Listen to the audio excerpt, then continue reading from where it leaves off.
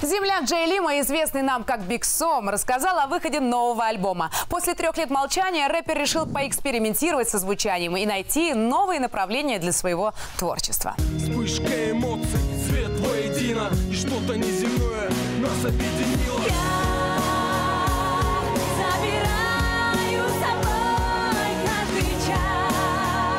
По словам рэпера, периодически он пропадает, ищет вдохновение. И спустя 3 года Биг Сом возвращается с новым экспериментальным альбомом. У меня в творчестве вот такие вот периоды. Я делаю альбом или пишу, активно занимаюсь музыкой, потом ухожу на 3-4 года. И вот таких вот периодов у меня уже было 3. Это наступил 4-й раз, когда я возвращаюсь, и я снова вернулся в музыку. Я очень много начал экспериментировать, потому что в любом случае время идет, и ты должен немножко менять звук. Я записал альбом. Практически, я думаю, меньше, чем через месяц он выйдет.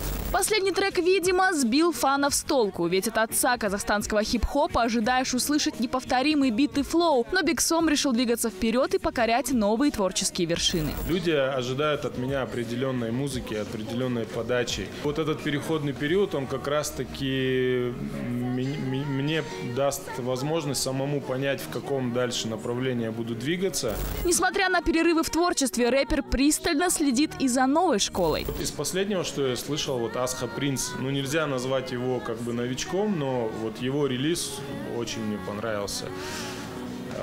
МД, Лимба, все вот эти вот ребята, но новая вот эта вот школа, у которых вокал такой блюз, джазовый, R&B. Мне очень нравится. Не обошел певец стороной и хайпующих рэперов. По его мнению, путь к популярности у каждого свой. Главное давать своему слушателю что-нибудь помимо скандального поведения и внешности. Если у тебя есть определенные цели, и ты их достиг, значит, у тебя хватило мозгов. У меня вообще никаких проблем нет.